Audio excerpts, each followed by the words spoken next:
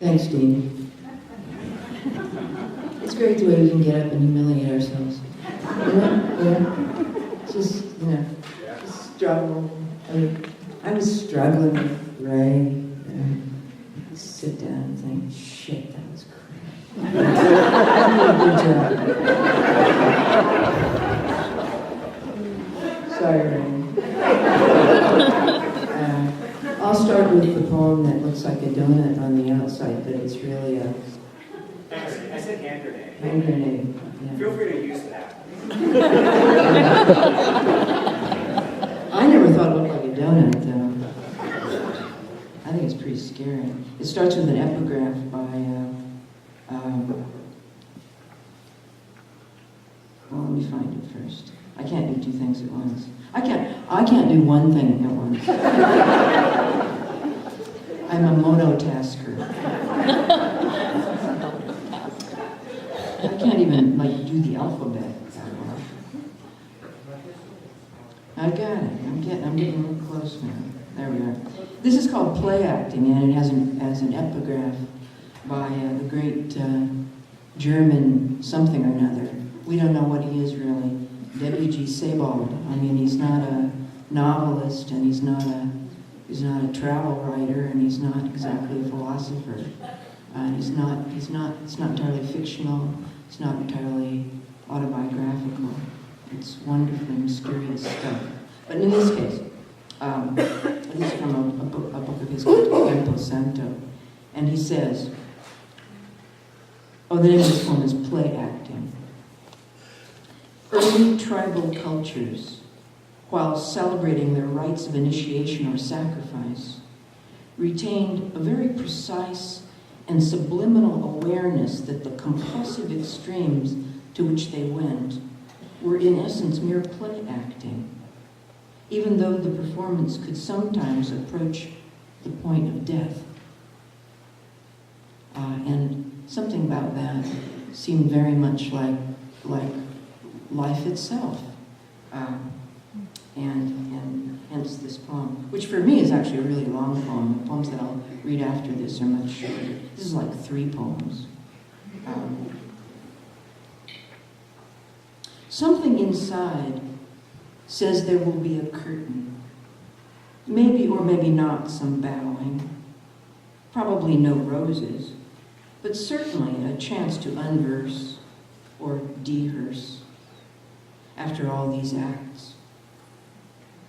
For some fraction of the self has always held out, the evidence compounding in a bank, becoming grander and more marble. Even our most wholehearted acts are partial. Therefore, this small change, unspendable, of a different metal, accruing in a strange account, what could it be for but passage out? I feel kind of hopeless about reading poems. I don't think they are really very available generally in a pass, or should be.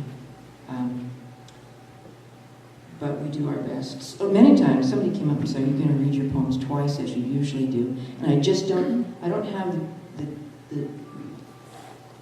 the will tonight to do that. Somehow. I'm going to read a short series of poems which share a common virtue, and it's a low virtue in the hierarchy of virtues. They're new.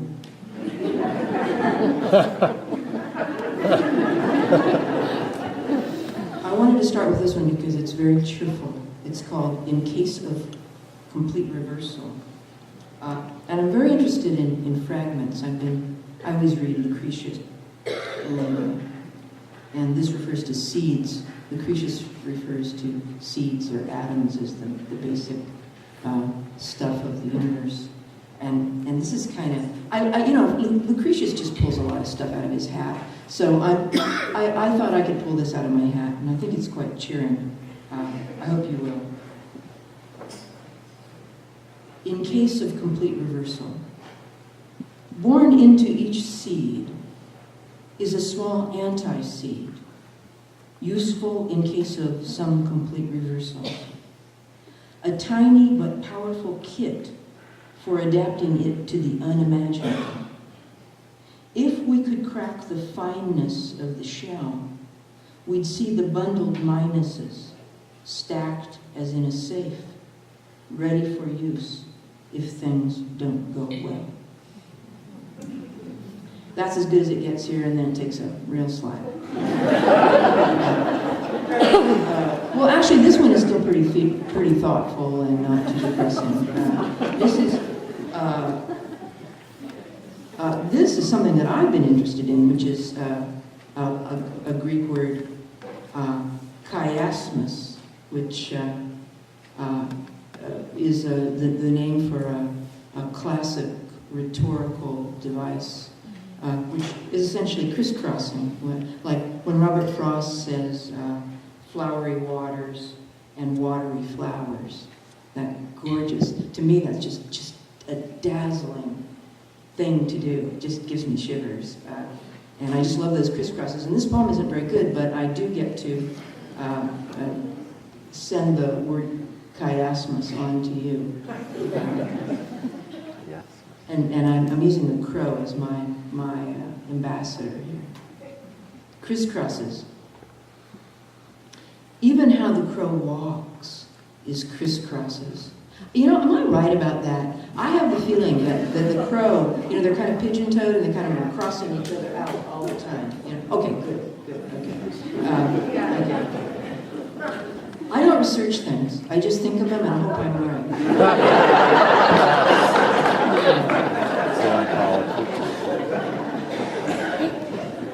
Even how the crow walks is crisscrosses, as though each step checked the last. No one knows why he advances as well as he does, or how that laughable croak works in so many circumstances.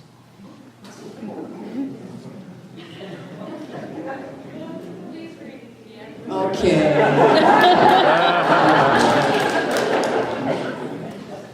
Crisscrosses.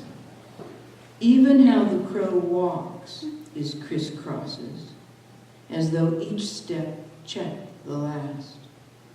No one knows why he advances as well as he does, or how that laughable croak works in so many circumstances. Now, this is called A Kind of Life. And if you were reading it, I'm only doing this because you just have to hear it in one passage, or possibly two. But this is dealing with memory of something lost. A kind of life. Coins cast from coins in a line going back to the time the likeness was struck from life. A kind of life itself, it could be argued. The continued evolution of your face, becoming cruder and more blurred.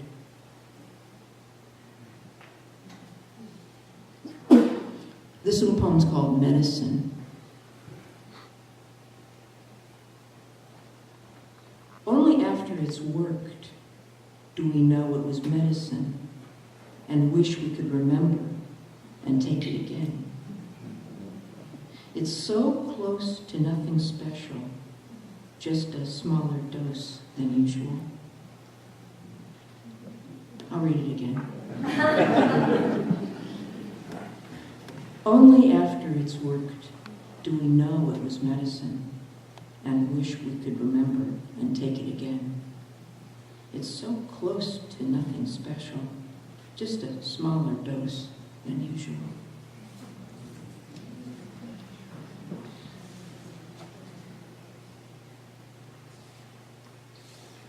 This poem's called Dragon's Teeth, and probably most of you know about dragon's teeth. It comes from a Greek myth. The teeth of this particularly potent dragon, when scattered, came up as complete armed soldiers. Very handy. Dragon's teeth. So sewing dragon's teeth is a pretty good thing. Here's this little poem. Oh, I like fragments a lot. I like little sharp things, like dragon's teeth. I guess that's probably why I thought of it. A small wallet of dragon's teeth. I like to say wallet. You know, it doesn't have sort of a medieval feeling, you know, it's a little leather, nasty old leather wallet with these sacred teeth in it, you know. A small wallet of dragon's teeth is so potent, one wonders why forces are raised any other way. The sower has a crop of soldiers in under a day. Nonetheless, interest in packets of these pointed seeds stays unaccountably low across the many fields where they would grow.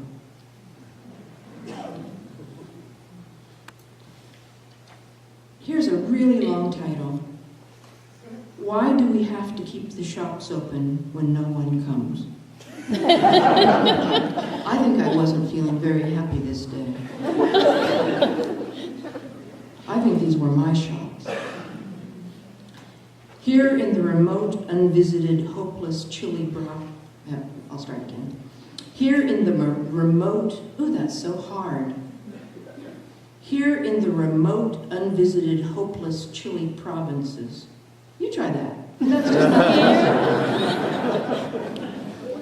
Especially, we must man the shops. Nothing stops things from reversing like closing up.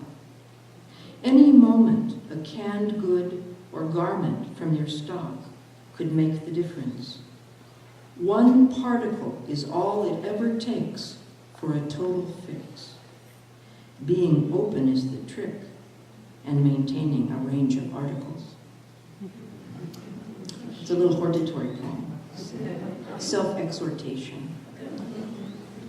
Get up, kid. Keep your shop open. Oh, here's a poem. This is for Carl. We were bicycling one day, and I was telling him that we were both rather excited about erasure for some reason or another. We talk about things like that. And this poem is called Erasure. We just don't know what erases what, or much about the deep nature of erasure. But these places with rubbery crumbs are exciting us currently. This whole area may have been a defactory.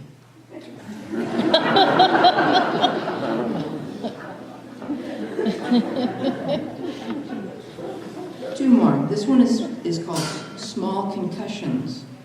I am not much of a doer of good, but even I am occasionally compelled in the goodness area. I have a neighbor who is not well, and I do things like boil halves of dozens of eggs for her. A dozen would be too many. And so I've done quite a lot of egg boiling for her. And this is the result of the egg boiling. Small concussions. We soften up an egg to peel, bouncing it down. See if I'm right, okay? See if I'm right in this.